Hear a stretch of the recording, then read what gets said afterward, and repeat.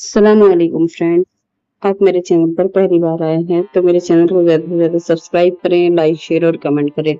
Bell icon का button दबाना ना भूलें ताकि आने वाली वीडियो की नोटिफिकेशन आप तक पहुंच सके। शुक्रिया। यह कहानी श्रीनगर के राजा की है। इस राजा की 3 रानियां थीं। वह अपनी पहली रानी से बहुत प्यार करते थे क्योंकि वे बेहद सुंदर थी। साथ ही वे अपनी दूसरी पत्नी को एक दोस्त मानते थे, लेकिन वे अपनी तीसरी रानी की तरफ देखते भी नहीं थे। समय के साथ जब जरूरत पड़ी तो राजा का साथ सिर्फ तीसरी रानी ने दिया, क्योंकि इंसान की सुंदरता नहीं, उसका दिल आचरण भी अच्छा होना चाहिए। बहुत सालों पहले श्रीनगर के राज्य में नाथ नाम के राजा शासन करते थे। राजा की 3 पत्नियां थी, लेकिन राजा अपनी तीनों रानियों में सबसे ज्यादा प्यार अपनी पहली पत्नी से करते थे, क्योंकि वह बेहद खूबसूरत थी। पहली रानी के सुंदर होने की वजह से वह राजा अपनी दूसरी और तीसरी रानी की तरफ कम ध्यान देते थे। वहीं दूसरी रानी को राजा अपना अच्छा मित्र मानते थे, तो थोड़ी बहुत उस पर ध्यान देते थे। और बच गई तीसरी रानी, जिसमें उन्हें कोई खास बात लगती नहीं थी और उस पर सबसे कम ध्यान दे पाते थे।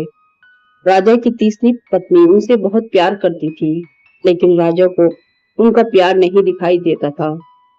राजा हमेशा अपनी पहली पत्नी के साथ ही रहते थे। ऐसे में कई साल बीत चुके थे। राजा की तीसरी पत्नी हमेशा यही उम्मीद में रहती थी कि किसी दिन राजा उनके पास आए और प्यार भरी बातें करे, लेकिन ऐसा कभी नहीं होता था। इस तरह साल बीत गए, लेकिन एक दिन राजा नाथ अचानक बहुत बीमार पड़ गए। उनकी तबीयत दिन पर दिन खराब रहने लगी और उनके जिंदा रहने की उम्मीदें भी कम होती जा रही थी। ऐसी हालत में राजा ने अपनी पहली पत्नी को बुलाया। जब पहली पत्नी उनके पास आई तो राजा ने उनसे कहा, मेरे जिंदा रहने के दिन अब बहुत कम हैं और मैं अकेले नहीं मरना चाहता हूँ। क्या तुम मेरे साथ चलोगी? राजा की पहली पत्नी ने उनकी ये अंतिम इच्छा नहीं मानी और कहा, अभी मेरी उम्र ही क्या है और मेरा पूरा जीवन बचा हुआ है। मुझे भी और जीना है। मैं आपके साथ नहीं चल सकती हूँ। यह कहकर रानी राजा के कमरे से बाहर चली गई। उसके बाद राजा ने दूसरी रानी को बुलाया। राजा की अंतिम इच्छा के बारे में जब दूसरी रानी को मालूम पड़ा कि वह मरने वाले हैं और अपने साथ अपनी बीवी को ले जाना चाहते हैं, तो इस वजह से वह राजा के पास ही नहीं गई।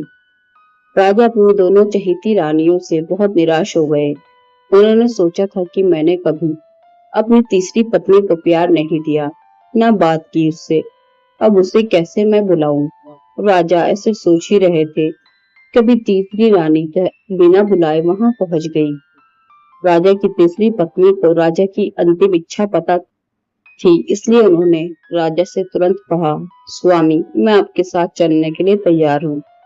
रानी की बातों को सुनकर राजा बहुत खुश हुए, लेकिन खुशी के साथ उन्हें बहुत बुरा भी लगा कि उन्होंने कभी अपनी तीसरी रानी को समय नहीं दिया, प्यार नहीं दिया, लेकिन वही मुझसे बहुत प्रेम करती है। तभी राजगुरु अपने साथ प्रसिद्ध वैद्य लेकर आए, जिसने राजा की तबीयत को बिल्कुल ठीक कर दिया। राजा ठीक होने के बाद अपनी तीसरी रानी के पास गया और उसके साथ प्यार से रहने लगा। अब राजा हमेशा तीसरी रानी को ही अपने पास रखता था और दोनों महल में अपना खुशहाल जीवन बिताने लगे।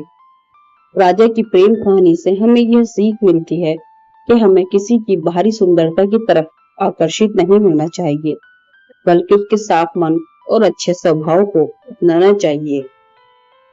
फ्रेंड्स, आपको ये कहानी पसंद आई है तो मेरे चैनल को सब्सक्राइब करें, लाइक शेयर और कमेंट करें। शुक्रिया। अल्लाह हाफिज़।